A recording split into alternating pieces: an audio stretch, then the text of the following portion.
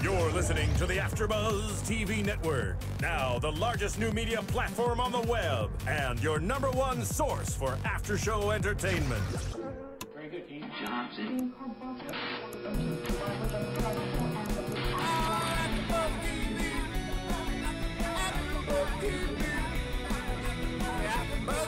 the AFTERBUZZ Studios in Los Angeles, California, presented by Maria Menounos and Bing.com, and streaming live thanks to Akamai Technologies, this is AFTERBUZZ TV's Homeland After Show.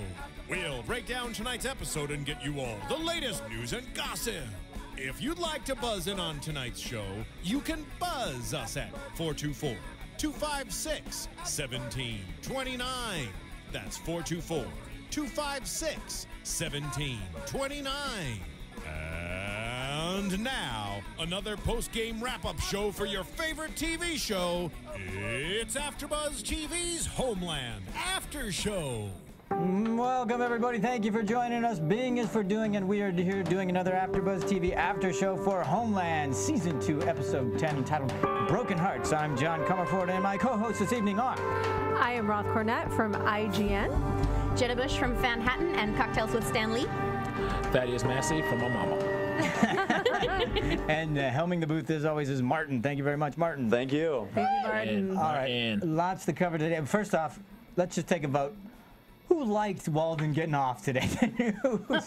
Anybody against that happening? No, not against that. Everybody's happy about that? It was funny because I think for a moment you and I thought, oh no, Brody's gonna like sit here and try and save him. And I think actually what's great about the show is that there was a moment when he thought he may do that. You know what I mean? I really think we read that correctly. Right. And then what Walden said changed his mind and reminded him of why he really believes. Bunker bombers. It reminded him of why he thinks he needs to die. So Thaddeus, you didn't weigh in on that. Were you okay about that? I was just hoping it would have happened a little later. Later in the series, or you mean later in the... Later when he was more... Well, I mean, he's a VP. I guess he's important enough. And we don't even know if he's dead. I mean, let's face it. All we know is that he had a heart attack. We don't know if he's dead.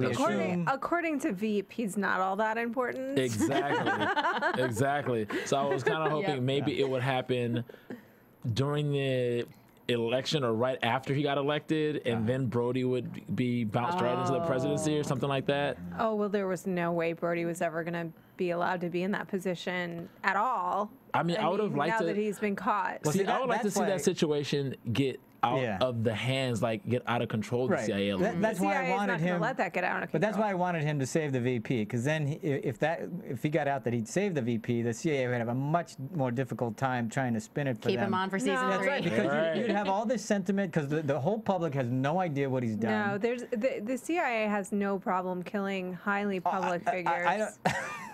It's true. You're right. She's right. Really Is this part of your science again? No, I mean, if there's a book called Tales of an Economic Hitman that talks about this guy, and his job was like to go into different countries, mostly in South America, and go to the leadership and be like... Yeah, but you're talking about an American person, not in a foreign country. I'm just saying... So your suggestion is that I'm talking about the president of another country, though, not just a person. I understand that, but I think the argument could be that I could see that happening more on foreign soil than somebody who first of all is a war hero. According to the public, he's a war hero. They don't care about that. Who's a VP and in line for the presidency, who just saved the vice president's life. They might have a more difficult time taking him out. Everybody dies, John. Whether they die in a car accident, a plane crash. But you're assuming you're making the argument that that would be just as easy, and I'm saying no. I'm not saying they wouldn't. Let me finish what I was saying. Is that it's not like the CIA went in and assassinated these people. This guy's job was to go in. He was called Tales of an Economic Hitman, if you want to read the book. And this guy's job was to go into foreign countries and say, hey, listen, if you cooperate with us economically, aka give us all your resources, you get to live. And you'll probably make a lot of money too. But if you don't, probably you're going to die. And what would happen is if they pushed back and they didn't cooperate, there would be a plane crash, a car accident, something would happen. The CIA is incredibly adept at making accidents happen. That's the black ops. I'm not arguing doing that either. A man who's even a vice presidential candidate could still have a car accident and die. I'm saying they're going to have a harder time doing that for somebody who's a public figure who's heroic. But he's also a target of Abu Nazir, so it'd be really easy to blame it on them. There you go. PR win. I don't think it would be the same thing as going to a foreign country. And first of all, they have all that infrastructure in place. I just think they'd have a harder time. That's all I'm saying. Well, the thing is, they'd go, okay, we better do this. Be very cautious how we do this, because public sentiment's with Brody. Everybody thinks he's a great guy. But that doesn't mean he can't die. I'm not saying everybody he can't. dies. I'm just saying that they would they'd take more time looking at that than they would often somebody in a foreign country. All right, well, maybe. I don't think so. I do want to. I think the world is the CIA's playground. They do what they want, how they want, where they want. It doesn't matter if they're over here. They could be in Mexico. They could be in London. They could be in Iceland for all they care. And I think what we saw this week, which is what we were not surprised by, was that Estes and the CIA and you know what I mean. They are ready to cover up the information that he's a total live wire.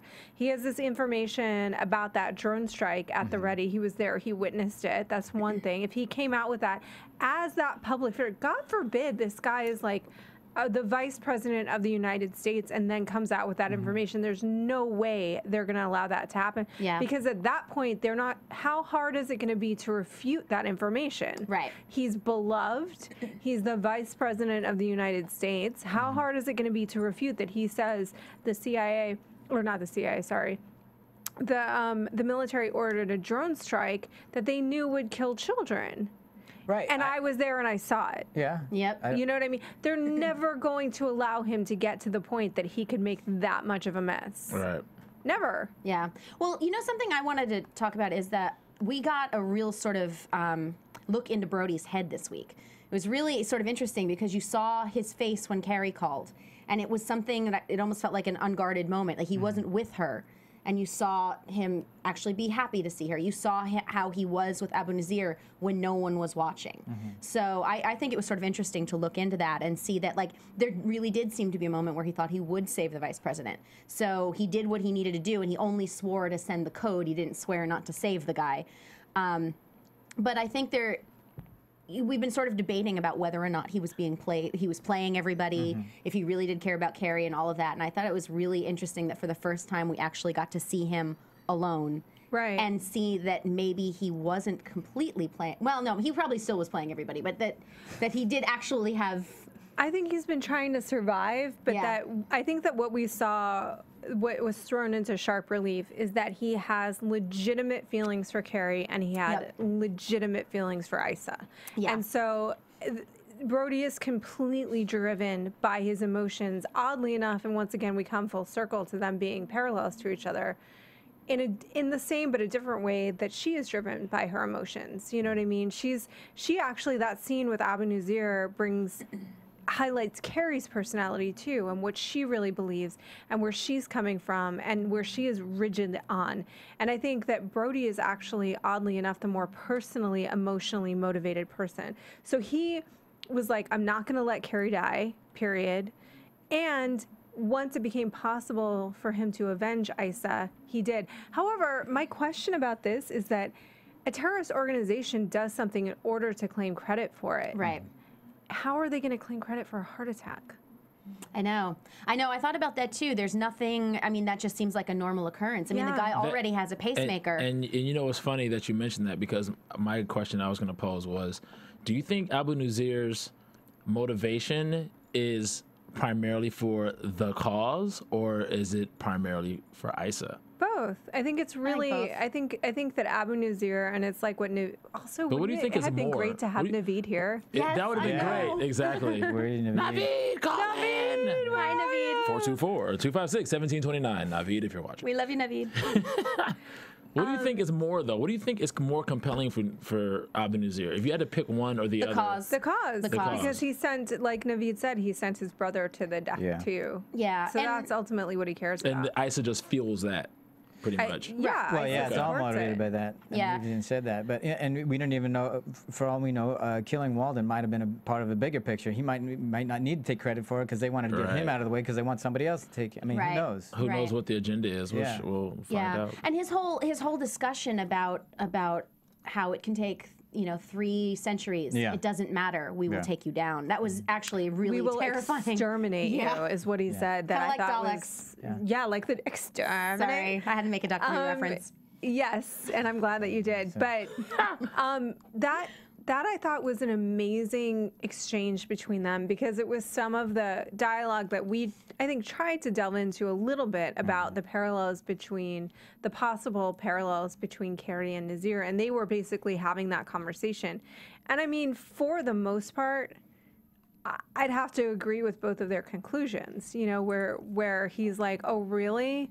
You know what I mean? With your pension pans and your organic foods, isn't it nice to sit What's wrong with organic food? and talk nothing? But I think what he's saying is that We're a soft, lazy country. That's what he's saying. if I can make a really obnoxious comparison, if the world were 30 Rock, the United States would be the handsome man, and it would be existing in the handsome man bubble of like. OMG. Yes, I did. Yes, she went there. Really did. Okay, keep going, Ross. So, Those of us who don't watch 30 Rock are lost as hell, but basically what okay. that means is that it's a reference to John Hamm plays this character on the show that is in the handsome man bubble. That means that things become very, very easy for him. Life is, he exists in almost a different world than everybody else does. Everybody wants to do things for him. Doors open for him like that. The United States, I think, in this picture is existing in the organic pension plan handsome man bubble, that even when times are rough here, they're nothing close to what this guy is saying he deals with on a daily basis. So you really think you're ready to dig in and suffer? Because we'll wait 300 years till you're all dead. And it was a completely, I thought that was a great exchange. I thought it was really, really terrifying. But I also sort of ultimately agreed with it, whereas I don't know. It's still so confusing because... I didn't get what part you agreed with. Well, I guess in the sense of, like, she's saying, like, yeah, fine.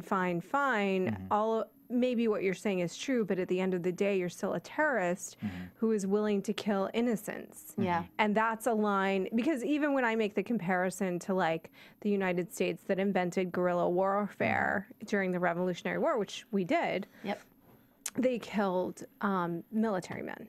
You know what I mean? They didn't go and kill kids. Right. And I think that's the line that you just can't cross that line. Yeah, but then what he's saying is the United States did this drone strike that killed kids. And so, I know it's so, it is. It's so. I think the implication was that the United States has a habit and has created a pattern of doing that. It wasn't just an isolated event. No, not at all. Yeah. So it's kind of like, well, in order to win a game, you have to play at the same rules and be better at those rules. Not that they agree with the manner in which they're fighting, but I think they've accepted the manner in which this tone of warfare has been brought to them in their eyes. Right. You understand what I'm saying? No. Okay, what I'm saying is, I believe they feel that this manner of warfare has been imposed upon I see them. What you're saying. Yeah. So they have to meet that and match it. Yeah, and it is a type of guerrilla warfare simply because they don't have the sophistication, the technology to do it, like on the level that the United States can. So they have to do what they can, when they can, how they can to protect themselves, their way of life, their culture, everything else. I agree. And that's what becomes so fascinating about that dialogue, because both sides are totally right, in the sense of like, well, I think that where it crossed the line ultimately for me, and this was just in a TV show, so I'm sure not every person is thinking this way, is like, we will exterminate you know what I mean? When it becomes like genocidal, that is when it becomes, okay, you're not talking in the same language at all. But I think you're right, is that type of warfare that annihilates children, that annihilates women, that is indiscriminatory, has been going on for a long time now, maybe the last... most of the last century, certainly definitely in World War II, where they would just bomb all over Europe, and then Hiroshima, certainly. Yep. But so that has become the method of warfare. And so in order for us to act like, oh my God, it's so shocking, they blew up children, it's like, well, you're blowing up children all the time. And there's just no there's no rules anymore. Well, it is sort of interesting because I just loved it. F. Murray Abraham, who plays Dar Adal, is just wonderful, and just even the like 3 minutes he was in it and his speech patterns, I was like, I love you so much. Yeah. Right. But he did say, I miss the Cold War because he was talking about the rules. They're And he's like, we didn't shoot each other. I don't know what to do with these guys. Yeah. Well, but I think It's a new generation. that's what a lot of people long for is like the clarity of the Cold War. Right. You know what I mean? Where it seemed like there was some, but the truth is, the real truth is, and this is the effed up part of that, is that the surface level clarity of the Cold War was that the United States didn't hit the red button, and so then Russia didn't hit the red button, and the reverse was also true. But the truth of the Cold War was exactly what I was talking about, where the United States and Russia were trying to influence the political history of other countries in order to have either communism or democracy rise, which meant the United States went into countries that they thought were going to become communist, and they Afghanistan, like Navid was talking about last week. Correct. And they supported different factions that were going to stop that from happening. Right. And they did the same thing all over the world. And and Russia tried to do the same thing. Anyway, whatever. I feel like we're off on a total tangent. It's a great history lesson. Speaking. But the point is that ultimately That's right, let's bring it back, that's but all. ultimately it leads to that confrontation between Nazir and Carrie, where Carrie's appearance is that she's totally in the right and completely diametrically opposed to where Abu Nazir is coming from. Navid is a totally lovely person. We love you, Navid. We love you, Navid. But Abu Nazir is coming from, but what he's saying is that that's just the surface level appearance. Really, we're not all that different. That's what I thought was interesting, is that obviously, for me, Abu seems that he got it way more than she did about both being seeing it from both perspectives. I don't, she just sees him as a terrorist, and he's. But her single-mindedness is exactly what she needs for her job too. I mean, to do the things that she's done and recover the things she's. I mean, okay, I'm gonna say she is a dumbass bitch sometimes, and running back into the building, really stupid. But I think her single-mindedness is exactly why she is so good at her job, and so. But that also is her Achilles heel, because that's the thing that gets her into trouble. Yep.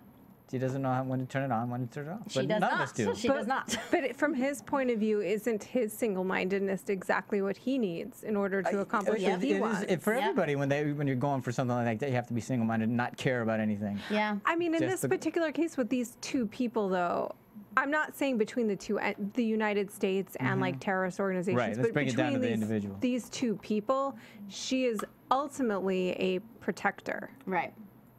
Is what she's trying to do. Well, he's going to argue that what he's doing is protecting his family and future families, and that's what he's doing. That's what he's saying. That's what he's. But I'm saying that Carrie doesn't. I'm saying that Walden and Nazir are more alike than Carrie and Nazir, because Walden will order a drone strike and he will order some death of like kids, and Nazir will order the death of kids, but Carrie would never do that. Right. Carrie is really just there to stop that from happening. Do you think she would? What if by killing this, by sending letting the bomb go, and some people might, but it would save. No, I don't think so. So you don't think she thinks she'd be willing to sacrifice the many for the few? That's not her role in this world. Yeah, no, I don't think she believes that. I think that the whole point of her whole single-mindedness about this is to keep this sort of stuff from happening. Sure. And I mean, I know maybe whether or not she sees that Walden's doing the very same thing is moot point. That's where she's right. She's got blinders on. She's dealing with, because it's arguably, and I don't want to get too hardcore into politics because I don't want letters or comments, but arguably, I think I already opened that door. It is what it is. What was your Twitter handle again? Shut up. I think I already opened that door tonight. Yeah. So all right. Well, I'll just say this. I think that in her head, we are doing the right thing. Sure, in her head, absolutely. Yeah, so clearly, exactly. I think that's what it is. Is that for Carrie, she can't as a human being, you can only kind of take away a part of the small area that you're given in life, right? And whatever it is, that's the area that you can deal with. And for her area is protecting the United States. That's it. She's like, I can't be bothered. All of this other stuff may or may not be true. It doesn't matter. My point is to stop you from bringing a bomb here. I mean, that's it. If she was from that part of the world, she'd be Roy Hamad. She'd be doing what Roy is doing. She'd be an activist, or she'd be an agent or some kind of spy for the other side. and that's what suits her interests in her homeland and wherever she's from over there. Except that Carrie's not violent. I mean, the difference to me is this: is that Walden is violent. He orders violent acts indiscriminately, almost. You know what I mean? Right. He really doesn't seem to care. I'm talking about in the depiction on the show. Sure. Yeah. He just doesn't seem to give a shit if who dies and how they die and if they're kids. Or he doesn't care. Roya Hamad was going to enact an act of violence and blowing up all those soldiers. Carrie has never done anything of the sort, ever. Right. You know what I mean? Her only purpose has been to stop that from happening. Yeah, it's here because that's her terrain. Right. You know what I mean? Yeah. So I don't know if that's really true. I don't know if she was from that part of the world, if that's really what she would be doing. Well, you know, talking about that, I'm really sort of interested in her backstory because, you know, if in the intro to the show, Roya's backstory? No, Carrie's. Oh, Carrie's, okay. I want to know, and I wonder if they'll. Yeah, 10 years ago I missed something, and I don't know if it's just that feeling we all sort of had after that, or if it's. If something actually did happen, if that's part of her history that we'll get into, if there was an actual specific incident that made her so single-minded, it's not just her mental issues, that it was actually there was a specific trigger that did it, and I wonder if they'll delve into that next season. Maybe, but and I think that it's ultimately true with with people that like you can choose one path or you can choose another, and we see this over time. Like people choose. Look, Martin Luther King chose nonviolence. That's what he chose. Right. You know what I mean, as his path. Other people chose a different path. Gandhi chose nonviolence. That's what he chose. Right. You know what I mean.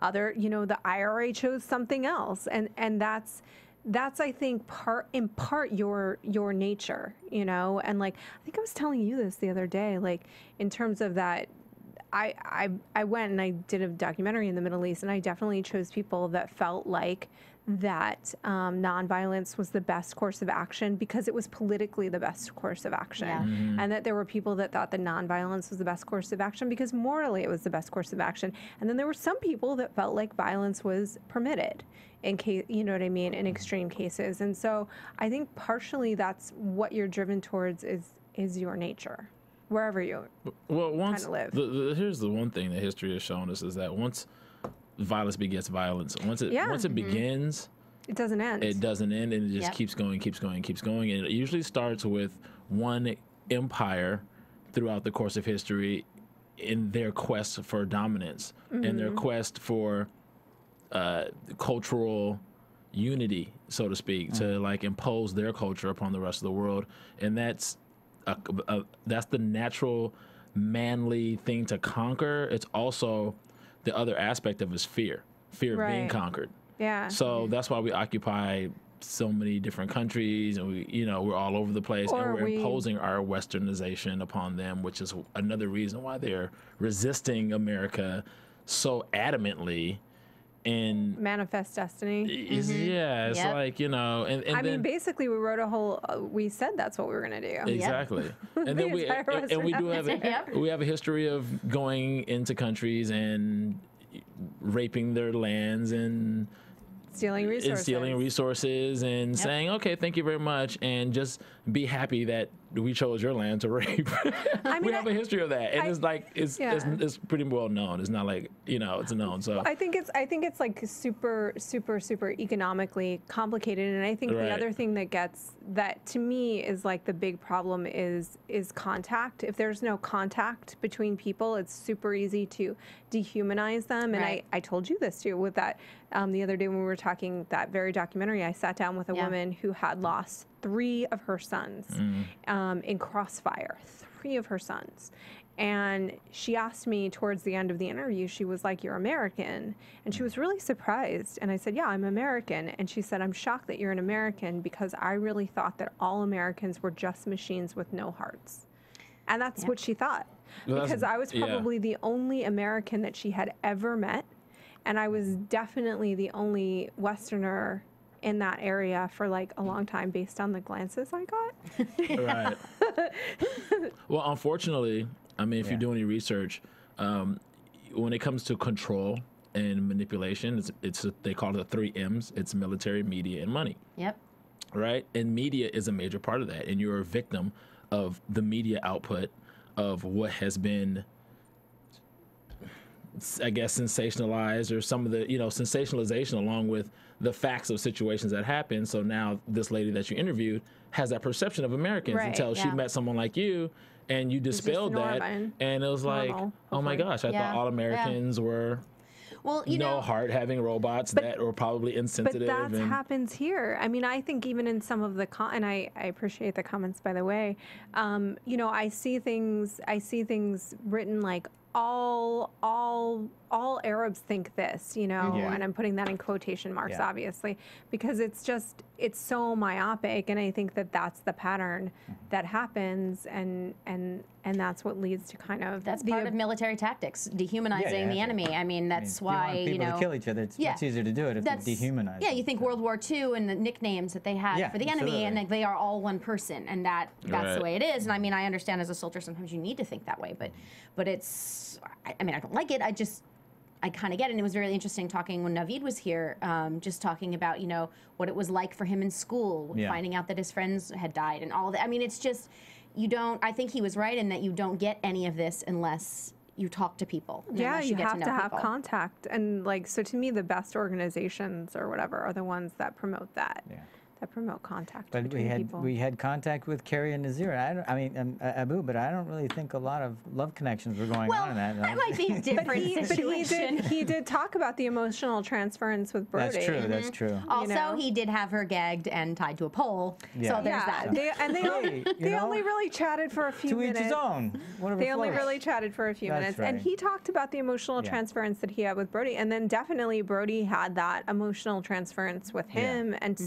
And I don't think it was emotional transference. I think it was just emotion with Issa. Yeah. But I think I think that what this episode shows, which I'd wanted, was like, this is where this person's coming from in the broader political context, but this is where they're coming from emotionally. And I think that's what they were able to do.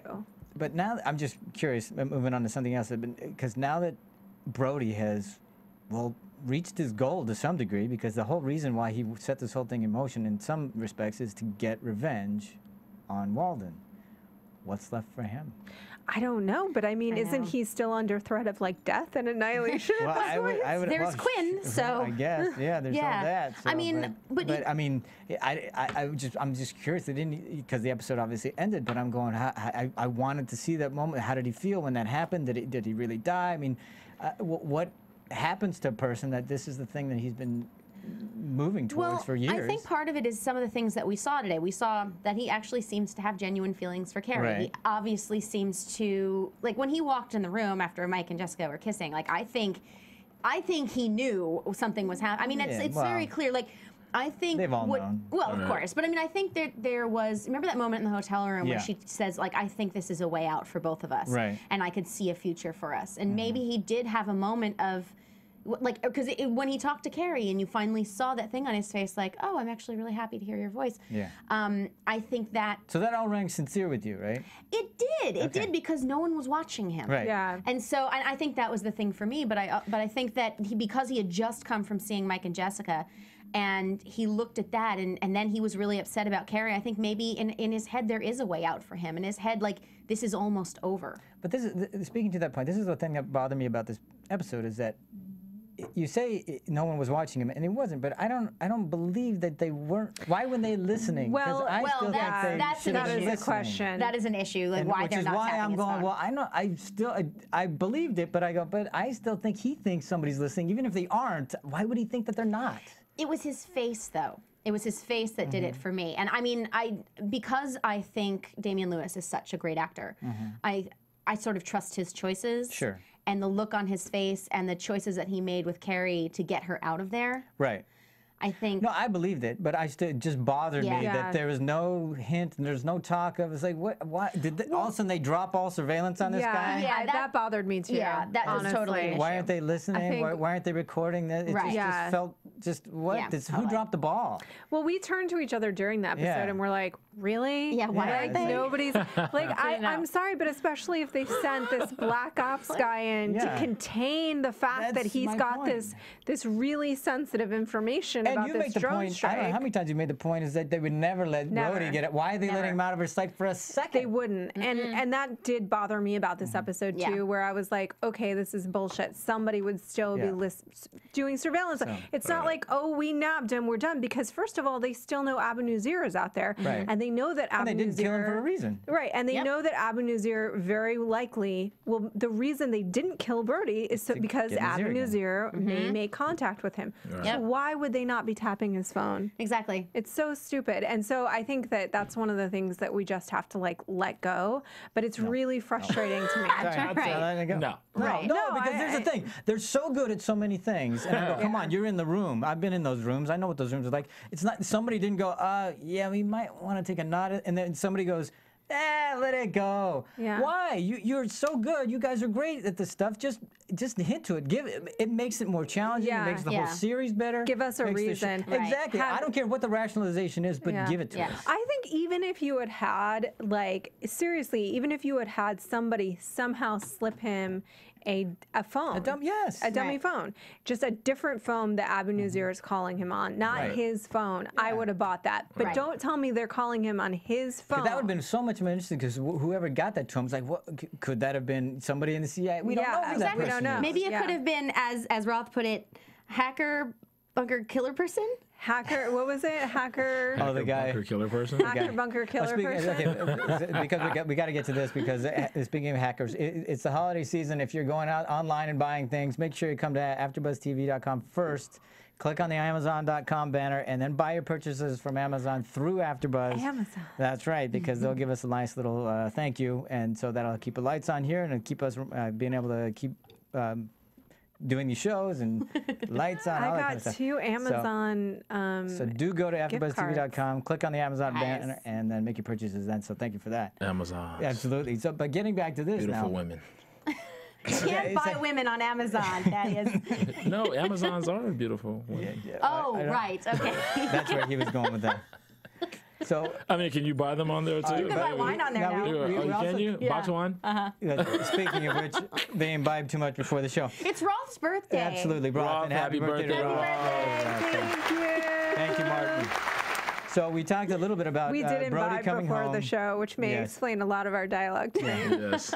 So, but Roth, I think Jenna might have mentioned it about Brody coming home and seeing Jessica and Mike and all that other stuff.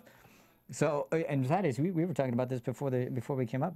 What is that what's gonna happen with those two now? Because I think they're wrapped. These things. I think that almost by Jessica's sort of like, whatever, it was fun. I wish I could feel guilty, but I don't.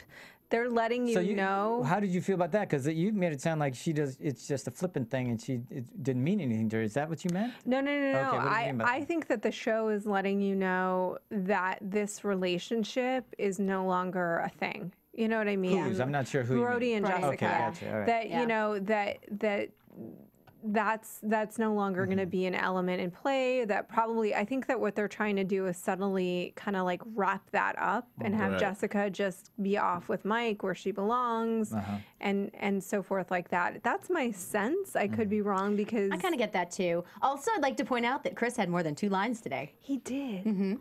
Poor kid. He had like 4. Congratulations, Chris. Sorry, it just makes me laugh because he just bops in with 1 line and then leaves, or he's not there at all. There was a couple of episodes, he wasn't even there, and you're like, okay, Wasn't there another kid? Isn't there another kid? Right. I think that they're. I didn't realize we were supposed to keep score. Don't you think that, like we said last week, it's going to now be this government conspiracy storyline? Doesn't it more and more look like that's what this is all about? The whole Saul thing at the end, I think so. Yeah. I totally think so. All right, well, let's get into Saul. Let's jump right in because the episode started with Dar Adal eating the waffles, which Jenna was very happy to see. Yes, I love him. Murray, but even the way he ate waffles and his rhythm there was great. His waffle eating is worthy of an Emmy. Oh my God! Just saying. Salieri. We had 2 Salieri. Oh, Amadeus. I, as a child, was so afraid of becoming Salieri. It was this really neurotic fear I had. I know, it's so weird. We like owned They used to Amadeus. play that every year on KTLA. I used to watch it, and he used to freak me out. he was so obsessed. Like, it used to freak me out. Since Like, we've detoured a lot, let's try if we can bring it Our back. systems Thank detect you. that a host has wandered off the subject. Okay, let's move back. So F. Marie, I Dar think Adal. there were two monster scenes this week. Like Yeah. we had sort of the monster. Every time we have kind of like one scene that jumps out, Yeah. and that's the scene. There were two. I had That's, 3 for me today. There were 3. Okay, so Yeah. to me, maybe there were 3. Okay, to me it was the Saul Dar Adal scene. Yep. Awesome, and then it was the Carrie Abu Nazir. But I also like Saul Brody and Walden. I like you like that. Brody and I liked Walden? it- Yeah. That Brody was and also a Walden. Yeah. monster. Very You're well right. done. That was a monster. yeah. 4th runner-up, Estes and Saul. Oh yeah, that was great. That was Estes great. sucks. 4th Sorry. runner-up. But I think that each of those scenes, like in a very short, they're brilliant because Yeah. in a very short amount of time, they Yeah. told us everything we needed to know about those relationships Yeah. and those characters. Right. We Very little get, X-Buzz, only the X-Buzz we needed, and everything else was yeah, we get who get who the relationship between Saul right in Yeah, that I mean, last moment. I just love the lines with Dar Adal. I mean, with the You're too sensitive you're for too this job. sensitive, and, Which yeah, is it's true. Just, I can't believe afraid you to get your survived hands this. dirty and all that other stuff. But I think it shows Saul's strength. This is the moment to me is that when he says, "I can't believe you survived this long," and Saul goes, "Yeah, me neither." Yeah. Because I think that the reason that Saul has survived that long is Yeah. because he is that self-aware. Yeah. Right. Yeah, for And me, that humble. You know, Right. I know other people have made the notion that Dana is the conscience of. For me, Saul is more the conscience of this show. For me, that's just because I think for me that just kind of said it. That he's the guy that's trying to do the right thing, trying not to be the guy that's going out indiscriminately killing anybody, Yeah. finding out what's right first. And then doing something about it, which is Right. not what Dar Adal does. Dar Adal just goes out there. Apparently, he's more like Abu than anything because of the way Yeah. we're discussing Yep. it. I like the name they gave the character, Dar Adal. It's Adal. kind of like a Sith Lord. Yeah, From it Star does Wars. sound like a Sith Lord. It's like without Totally. the TH. Oh, nice. Darth Adal. You might as well just call him Darth Adal. And you know we're gonna have more scenes with him. That's gonna be great. So. I think those were yeah. monster setups. Yeah. I think that relationship with him and Saul, and certainly Saul being taken away at the end, Yeah. is a monster setup for this whole like Yeah. government conspiracy side How of the great show. was the hallway scene with Estes? Because how long has that been brewing? How long has Estes wanted You know to what just my say, response "Fuck to you, that is? Saul." My response to that is fuck you, Yeah. Estes. Exactly. You You know? guys hate him, so please, Not a fan. come on, Not come a on. fan. You gotta tell us why. But why you love that? So I don't know. There's just. he's just trying to cover up. That's a big deal. Oh yeah. He's no the problem. worst. He What? is. He is. They did a thing. They took out some terrorists. Some Okay. innocents got killed. And they're trying to cover it All up. right. Oh, I well. think this was in this was in the It's spy. media. This was He's in spinning it. What was the spy movie? The Harrison Ford spy movie. Oh right, Which right, one? right. I know which one, right? But he was okay. So basically, this is what happens Mm-hmm. in this movie. They're sending in an attack to a camp, right? And they're watching the bombs take out this Oh, entire yeah. camp. Clear and present danger. Clear and present Yeah. danger. And there's a guy in the back of the room, and he goes, Yeah. "That's a kill shot, ladies and gentlemen." Estes is that motherfucker. Yeah. Yep. That guy that sits in the back room, sitting his coffee, risking nothing, Yep. and making these asinine, inhumane, horrible calls, all for the sake of his pocketbook and his ego. I hate him. Yep. You know what? Estes reminds me of a Hollywood doorman at a club. I'm serious. he's He letting does. people He has in. that persona, Okay. like just he gets He gets no douchey. love here. he I does want to not. bring him in. We got to get him in here because I want him to explain himself because I'm sure he's got a whole backstory of how he's doing what he's doing is the right thing and he's patriotic. Am I and- wrong? Weren't he and Carrie hooking up at one point? Yes. Uh-huh. They had an affair. Yep. But it was off show. Estes Yep. and It was right, before right. the Estes yeah. and Carrie's had an affair, right. but before we came into the show, like she broke up his picks a winner. marriage. Well, I Yeah. guess she She picks dispelled a that winner. myth. She I broke guess up you his- can go back once you've been. She broke up his marriage, I guess. But in Estes any would help event, us. Estes to me is that bureaucrat who really has no soul. Like him and Walden to me are those guys that almost Walden more than Estes, almost like gleefully makes these calls that actually are zero risk to himself, and he has no ethical like Walden clearly has no ethical compass, which Yeah. I think is why the hit and run storyline was Right. there Right, exactly. to It's really also- to really drive it Yeah. home. Like this guy has zero I ethics just at love all. when Brody says to him, "Yeah, I'm doing it for my family." Fuck your family. I know. Family. Yo, That really, if you could see the change in his great. face, Yeah. it was like, oh, Okay. this is going to be so much easier for me to do. Yeah. But When he said that, Well, yeah. and it also let's face it, he made it easier for the audience to go, yeah, Yeah, because die. we wanted him, you know. Because I think he is that guy that Abu Nazir is talking about, right? Sure. The guy that is at the country club with the pension plan and the organic Yeah. salad. Yeah, for sure. You know, and the Kobe beef. he is about his You pension. know? If he had more Yeah, for salad, sure. there's probably be less heart attack. Just saying. Fair enough. That's Fair true. enough. More You would salad, need- less you would heart need a- You would attack. need a pacemaker. Duly noted. But he is He that. wouldn't die because of a serial number. Thank The more you. you know. No, I don't- Don't let a serial number kill Yeah. you.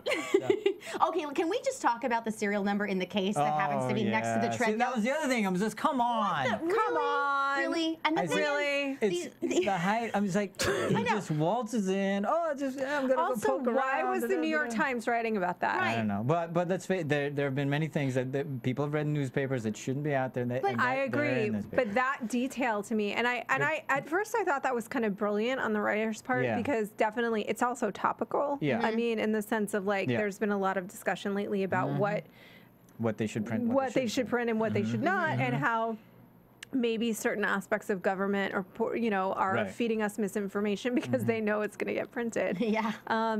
But you guys all know what I'm talking about, obviously. Yeah. But in this particular case, like, I thought that was kind of ridiculous. Like, why do we need to know where his pacemaker number is in this New York Times Right. article? And also, once it's in the New York Times article, maybe we move it. Maybe we move it I at don't that know. point. Different room with a guy guarding it because I that know. could be his But death. I just don't read- know. Well, maybe and they- I was curious. Were they doing that for a laugh line? Because I know. It wasn't. And it's wasn't a funny great because laugh line, the but- writers are so good and so on all the time that just seemed like the most bizarre. But they had a couple missed for me. Yeah, there've been a few, but I mean, that just was so strange. I also have to bring this up, and I know I mentioned it last week, and I don't actually think it's going to happen, but as you guys recall, in the beginning of the series, Estes and Roya possibly Yes. had a date. Right. Now we're going into interrogation. I just wonder if it's going to be brought up in any way. I don't think it is. It seems I like don't think it is either. I'm just But curious. that'd be nice because it would twist That'll- Estes that's around. the You guys date. would probably really enjoy that. I think that Estes is going to remain. I mean, I think that now that Walden is gone, he's Yeah. going to remain Yeah. as the kind of villain on Yeah, our you need- team. exactly. You need Yeah. to have something like that. So. He's going to be the guy that, because especially, I really think the more we go on, like, I'm convinced that next season is all going to be about the government fighting itself, about Right. these good But- guys in the CIA fighting this undercurrent, this Okay, other but- element so of now, Black now we know Ops. that Quinn's Black Ops and he's a soldier and he's done some probably really heinous things. Yes. How do you feel about him? He's still think he's very hot. handsome. That makes him hotter. No, it does not. That he's Black Ops? Wow. No, Okay. No. no, I like him more than he's Black Ops. Yeah, You but you're- do? Yeah, that's tight. He's just an analyst. That's boring. He's a dork. You're just an analyst. You sit at the No, computer. no. Oh my gosh, okay, this guy, blah, blah, blah. He finds out all this information on it. I mean, he's just breaking stuff down. The fact that he gets in the field and he's actually Black Ops and he's doing dirt, that makes him. To me, look, there's no. two things that make somebody a leading person. Tell me. A leading man. What? Guys want to be him and girls want to do him. He already had the girls want to do him. You guys were on him. I didn't want to be him though until he became a Black Ops guy. Okay. Well, my thing is It's not because this. I'm a Black Ops guy. It's my thing is this, is that I would be more apt to probably like this character if his mission was about killing Brody just because he was a threat. Right. Not killing Brody to cover up that drone strike. Right. right. Like, that I'm not on board with at all. And it seems like from that scene that Quinn knew exactly why they were going to kill Brody, because Oh, yeah. Estes said to him, Saul knows. Which Right. means Saul knows that you're going to kill this man to cover up a huge war crime on our part. Right. Whoa! That's Who's- a- we haven't designated this. Nobody said war crimes here. Who? Where? What? Oh, really? I think totally. What government said this? What? Right. Where is The this? Geneva This is Convention. Scandalous. Yeah. Scandalous. What she's I think saying. the Geneva Convention would No call it a war evidence. crime. No one said evidence. anything about War crime. Geneva and her watches. Okay. War crime. All right, let's move on to, let's see, well, we haven't talked Dana and Flynn. Is there anything, Finn, excuse me, is there anything we want to say? I thought that as a number 5 good scene, that was Yeah. a great one. I like that scene Yeah, I did between too. them. Yeah. I did too. I liked Not that me. he was. See, I liked it because it wasn't just this asshole kid anymore. It was that he actually is feeling things, and Yeah. that he sort of had that numbness. Like, my family will take care of it. They'll take care of it. And then it's that because have you guys ever had something happen, whether it's something you did or something that happened in your life, where in the morning you wake up and you're like, it's fine. Oh, right. And Yeah, so that who was, is I mean, this? that was a real. Get out of here. I'm quite terrifying. That is. Yeah. But I think it was a real, like that scene sort of struck me in that way. Like, I'm actually feeling something, and you are the only person that I can talk to in the whole world about this. Can't talk to my parents. Can't talk to anyone else. So sometimes when you have that connection where You you're could like, talk to the cops. yes, well, there's that. But his family. But he really couldn't. No, he because the couldn't. thing is, he understood. I think that he was coming from that cynical place of understanding Well, how he the world said really that's how the world works. was. And she said very clearly, I didn't know that. And then anything that was between, I mean, I like Dana in that moment where he's like, can we go back to Dana's that? fine. And I she's just- just like, no. Sorry, dead person. No, we can't. Right. That's dead. Same way that woman is dead. You know, anything that was there between us is over. I'll be seeing whoever the new VP's son is going to be. I mean, that convinces me more and more that we're heading away from this family's storyline, because to me, they're wrapping it all up. Yeah. You know what I mean? We're heading more and more and more away from Brody and his family. I think they're tying all of the loose ends together in these last couple of episodes so that we as the audience feel satisfied that we understand where they're at now and where they're going. I think and they're so. going to move into this other storyline with Dar Adal and Quinn and the Black Ops and Saul and Carrie. Yeah, Right, so we so- got 2 episodes to go with this. That's right. So where do we go? We're going to get into our predictions, but before Yeah. we do, we want to thank everybody for checking out iTunes and rating and commenting. We want to thank you for those, because we do read them and we're very helpful. And if I don't know if there was any that came in, were we watching today? I guess we weren't paying No, I'm watching. No, Okay. the Twitterverse is She has the fairly pad over quiet there. this evening. Yeah, you're probably wondering, what did they drink? Twitterverse. Champagne, what do you what? guys like to Just know? So, but anyway, because of you, we have 2 million downloads a day, and that's really moving us ahead. And all we ask is that you rate, comment us, and tell a friend. So thank you for that. All right, predictions. We got to get to this. And now, I can't not do your this. AfterBuzz TV. Look at this. We got the You anybody got? Thaddeus. For those of you who aren't watching, Thaddeus's head movements were just brilliant. Yeah. Dream of Genie. Shout out to Larry Hagman. All right, so you made an interesting one then. I liked the idea that the Roy Estes thing comes up in interrogation. I think that's great. Well, look, I don't necessarily think it's going to happen. I hope it does. It would be interesting though, because maybe Put him on a Estes has a little. I don't know. I don't know. It would be an interesting choice. I don't think it's going to happen. I'm just curious. But my bigger question is, what the hell are they going to do with Dar Adal?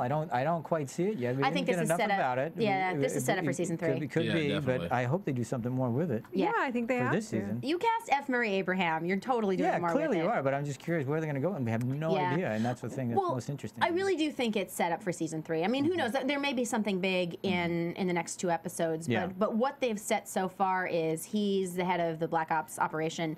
Yeah. I don't see how you could really pull him in that much in a way that would change the storyline this season. I think he's clearly set up for next season. Well, I think they're making it super clear what the storyline for next season is, which is that Saul knows, and you've just said that Saul is the conscious of the show in the more adult way. I mean, I think Dana was the adolescent conscious, where everything really can be black and white. You know what I mean? This is right and this is wrong. Saul's not coming from that. He's coming from the place of a man, he's who's a obviously his CIA worldview is agent. much different. Yeah, so he's saying like, well, it doesn't quite work that way, but we're going to try to do the best we can in the circumstances that we're given, which is what Abu Nazir said. But Saul So really you think this whole third season's all about the conspiracy? I think the third season is going to be about how far are they going to go to try and cover all of this up, and what are Carrie and Saul going to have to do? So is to Brody try part of and- that?